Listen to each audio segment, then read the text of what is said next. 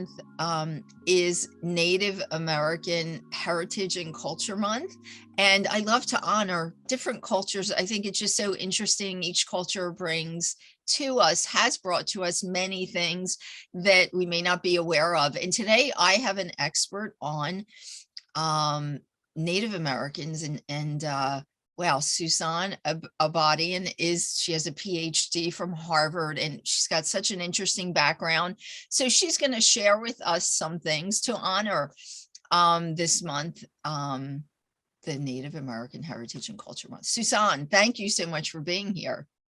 Thank you so much for inviting me. And I want to just honor you for noting this time and for drawing attention to Native peoples of this land, the original peoples of this land. So thank you, Maria, for your effort on that. Definitely. Wow. Yes, that's right. They were the original peoples of this land. And, you know, I just want to digress a little bit. So I'm right outside, my home base is right outside of Philadelphia. It's like a rural area. And we have every day we're finding about so much history with Native Americans in this area. And it's always just so interesting. I never really realized, but yes, they were the first real inhabitants of our land. So it's very interesting. And I know, I wanted to mention you actually did a, was it a thesis that you were mentioning? Yes, a doctoral thesis. Yes. Under a wonderful, I mean, I had several advisees, but one of them was the Nobel laureate in economics, Amartya Sen. And the doctorate itself was entitled From Wasteland to Homeland, Trauma and the Renewal of Indigenous Peoples and Their Communities. Wow. So it talked about the collective traumas that Indigenous peoples have endured, not just on this continent, but also all Indigenous peoples, many Indigenous peoples elsewhere, right, and how that has affected their communities. And then that they're restoring themselves in various ways, collectively renewing themselves, culturally renewing themselves. Right. So that the thesis was basically that economists, I mean, I'm actually trained in economics and government, that economists need to pay attention to the fact that trauma and cultural renewal are an important part of economic development, that we cannot pour money into communities thinking that that's going to restore them if we don't also support them in restoring themselves and renewing their cultures and their peoples again. Oh, yes. So one of the things that I always love to find out is maybe some history or things that, you know, the culture brings to us that most people aren't going to be aware of or weren't aware of. So are there some things you can share? Well, I also just want to say, I think you started off by saying that you are becoming aware outside of Philadelphia of the rich Native histories there. And I want to just encourage all the listeners to do that, that, you know, wherever you are is at one point belonged to, I mean, Native peoples didn't think in terms of owning land. Right. You know, they were guardians of land. And so they didn't have ownership. So they don't think that way. But the lands that you are on, once upon a time had Indigenous peoples who, and not that long ago, actually. No, it's not that long ago. That land was something that was very intimate and important to them. So all of us should go and find out who those people were, what their traditions were, and honor them in some way, because it's you know, they you know, generously, some of them by force, offered their land so that we can be here. And again, we're speaking positively here, but it was not a pretty picture. Many of them were coerced. Lands were taken away from them, you know, so on and so forth. I know that you want to stay positive on this channel, but it wasn't a pretty picture. And I think it behooves us, those of us who are benefiting from being here. I'm an immigrant. My family came here when I was 5. I'm actually from a Indigenous community in Iran. So I'm from one of the 20,000 remaining Zoroastrian Iranians left. And we were the original peoples of Iran prior to the Islamic conquest. And so I'm an immigrant here, and maybe my own history of being an Indigenous person and the suffering that my people's experience makes me, more understanding and compassionate for the original peoples of this land. But I think it would be an important thing that we can all do to do what you've done or beginning to do, to really understand who were the people whose lands we're on. Yes. And how can we honor them and give something back to them? So, yes. And I want to thank you for I just want to really appreciate you, Maria, because you're beginning this conversation on your channel. I appreciate that a lot. Oh, yes, definitely. Well, as I said, I know, I have my culture I'm really proud of, and I try to do as much as I can to research and learn about my own culture, because I think culture, you need to be connected to your culture, whatever your culture is, but not only your culture, but, it's really nice to find out about all the special things that all the other cultures that are out there. They're just so interesting. So I think that's really a really important thing anyway, which is why I like to do that. But yes, there's so many interesting like parks and things, which I'm assuming probably were, originally first owned by indigenous people around the Philadelphia area. They've kept some of them, they've named after like tribes that might have been there. And but you'll go to the parks and there's signs and they'll tell you a little bit about it. So it's just so interesting. But yes, it's definitely important, because I'm sure everywhere in this country that did occur, since, they were the original settlers of our country. So it's really important to find that inhabitants. Yes. And it's important to find that out, because it's a foundation, and I always think your foundation is really, really important. So it's really the foundation of where you come from also. Absolutely. So absolutely. It's definitely important. There's so many. I don't know if you have a resource section. I should have asked you this before we began speaking, but because I could provide reading material for people who are interested in finding out more, and websites, and there's so many wonderful resources now, both in terms of finding out who inhabited the region that you're in, and learning more about them. I mean, we just had Thanksgiving celebrations, and it has a very different perspective and tone from a Native American perspective, what that tradition is. And it would behoove all of us to learn about actually what did happen in 1621, 400 years ago, by the way. This is 400 years that supposedly that first Thanksgiving holiday was. So it'd be worth, the Wampanoag communities in Massachusetts are the ones who were the peoples who greeted those first pilgrims, supposedly. So they have a whole section on their history, on what actually took place, and how they see Thanksgiving. Wow. And again, it's that in itself is a whole long conversation to be had. And I'm not the appropriate person to have it. I'm not indigenous to this continent, but there are many resources out there.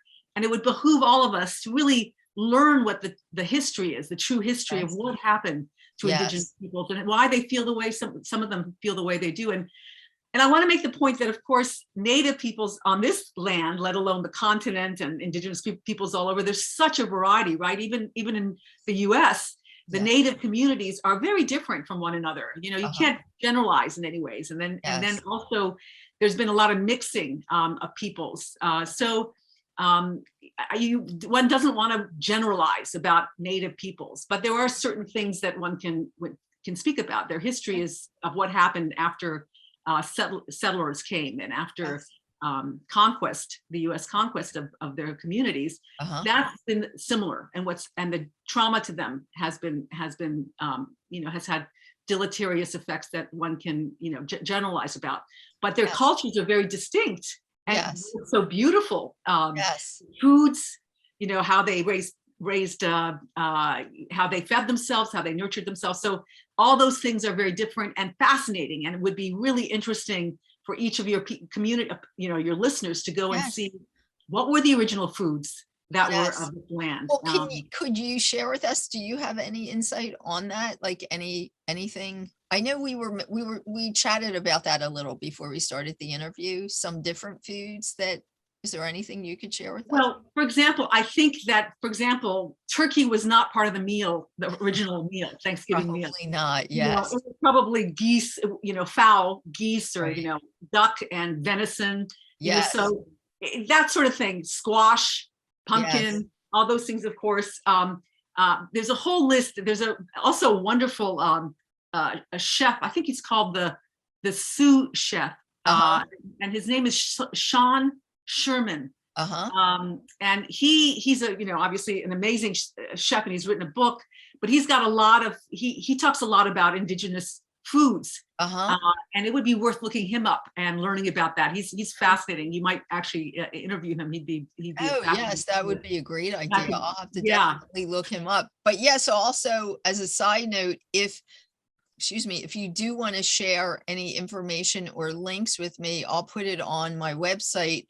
I will do that. Because we have a website for the podcast, the marialiberatishow.com, and we'll include it there and on my website as well. So people can definitely find out more about the Native American culture and heritage. But it's interesting how I think many cultures, almost all cultures, there's always trauma, and it's, the way that they get over the trauma is interesting also, because each culture has its own variety of traumas, and not to what's the right word, not make it important, the one that the Native Americans went through. But I think all cultures, it's kind of the same thing. There's a trauma, and then how they deal with the trauma and getting over that. And but I know there's a lot of very interesting, as I was mentioning places to visit, and hopefully it sounds like, and you may be the person that would know, it sounds like that they're recovering and things are kind of, going along with people recognizing the Native American culture in this country more and more. Is that correct? I think there's a beginning. I mean, we have for the first time, for example, Deb Haaglund, who's the Minister, the Interior, Department of Interior, head of Department of Interior. And so we're starting to we're very beginning of having people in positions of authority in the government.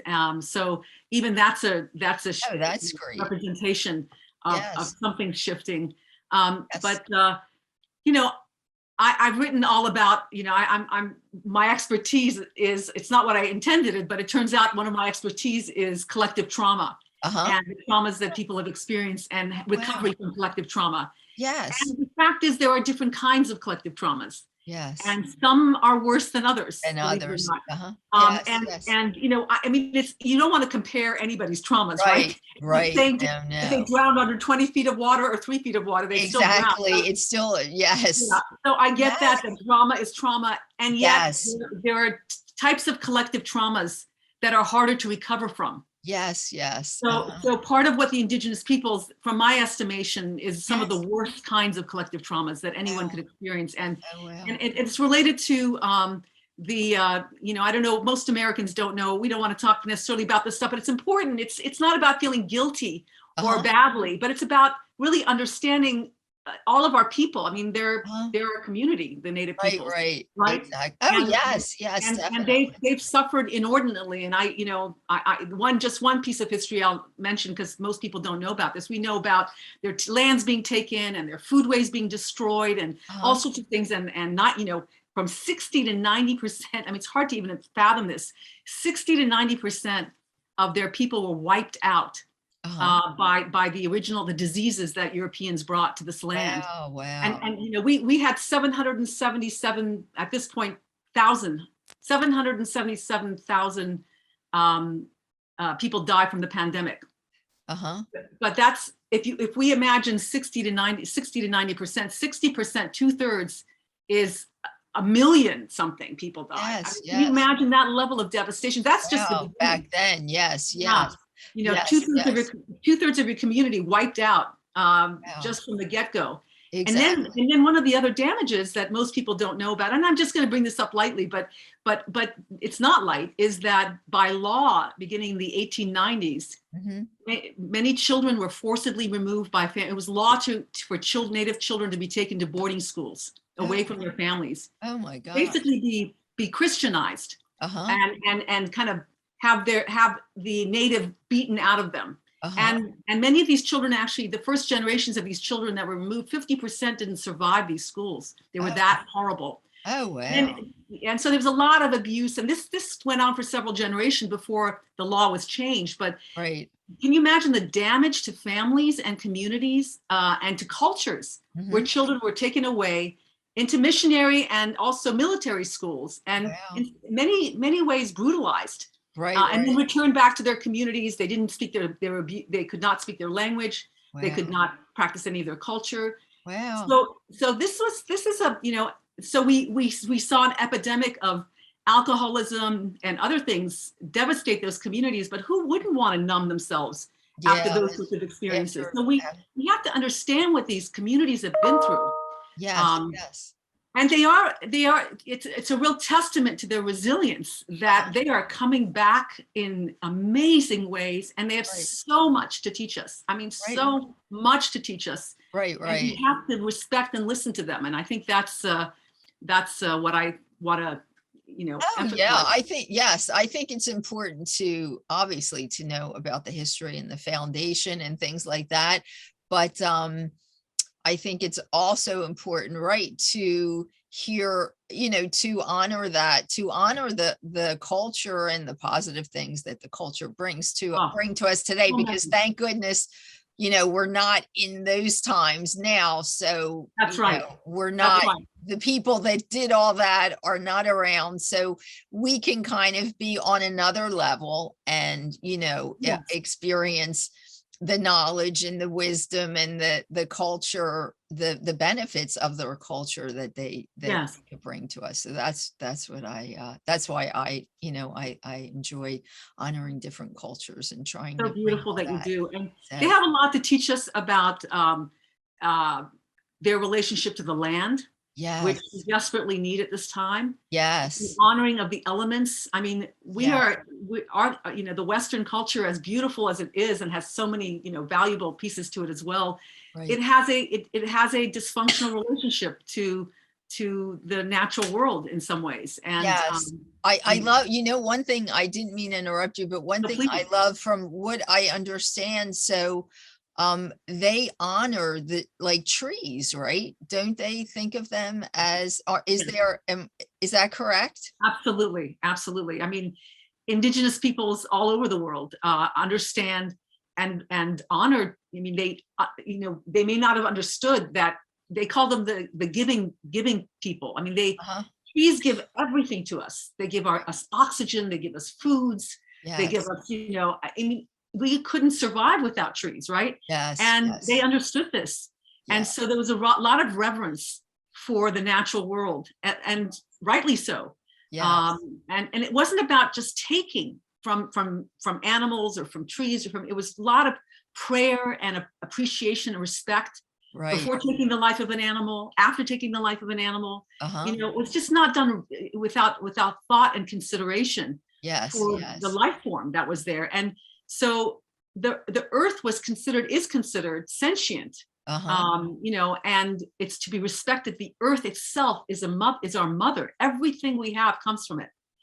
And so how would we treat the earth differently if we really got that we can't just dig into her and pull out stuff, and, you know, if we just really honor the earth for what she has given us, you know, it's a very different understanding. And so land becomes different, you know, how the trees, we don't just cut trees randomly down, you know, we don't just exploit things. We understand what they've given us. And so anyway, there's a real appreciation for animals, for trees, for even the rocks. You know, they consider, some nations consider rocks as record keepers. I mean, if you think of it, They've been there before anything else. They've seen everything. They're the record keepers. They have seen from beginning of time to now. Yes. Mm-hmm. So That's absolutely right. Yeah. When I started finding out about the way that they treat trees, after that, I look at trees a whole different way. And you almost, because I understand that I think they actually talk to trees and, because they revere them. And I just, I have to think like many times before I cut one down anymore because of thinking in the terms, that they make you think of, and you could understand because it is a living, breathing thing, really. And you're right. It does give us so many things, but it's such definitely a so beautiful. Yes, it is. It is so beautiful that you're open to this. And yes. It's really, there's a lovely book by Jamie Sams. Anyway, I will put, she has something called the Sacred Path cards. And animal medicine cards, and it's a different perspective on animals, and some of the native teachings anyway might be worth having that as part of the resources that people look at. Yes, definitely. I would even, I would be very interested in that. But yes, if you have any links or anything that you want to send me, I'll definitely get it up when we air this podcast. I'll definitely get that up. Well, this has been lovely. Thank you so much. But I want people to know where they can find you and get more information. Is it SousanAbadian.com? That's so simple. www.Sousan, and Sousan is with an O, so SOUSAN, ABADIAN.com. And they can sign up for newsletters and that sort of thing. And I'm looking forward to putting whatever resources I can on your website so people can follow. And by the way, we're all indigenous to the earth. And we at one point had, we were all connected in some of these ways to the earth. We've just forgotten it. And we've been misled in some ways. So we are all there, we can look at them as our teachers to remind us of who we really are and our relationship to the mother, to the earth mother. As you are. And we can still stay Italian, you want whatever, any culture we come from, and still remember that we have a relationship to the earth in a special way. So that's our first culture, really, our first real mother is Mother Earth, really. Our, one of, I guess, that's our culture, really, is, our first culture, whatever other culture you respect. But yes, definitely. I've always said people need to be more connected to, the food and the earth and all that. It's people don't realize there's not a connection. And I think that's one of, our many issues today. People really need to feel, have that connection there. So absolutely. But yes, with all, if you can send us some links and all, maybe hopefully we'll get people to explore that even more. Very good. And again, want to so appreciate that you have, first of all, honored me by having me here, but also are bringing attention to this, Maria. It's such a valuable piece of work that you're doing. And it's the month of November that is the okay, so this will probably air, but that's okay. That's okay. At least we were able to get it in, so that's very nice. Great. Yes, and thank you so much, and keep us posted on your, whenever your books come out. Let me know. We'll have you back on. Great. Thank you. Bye-bye.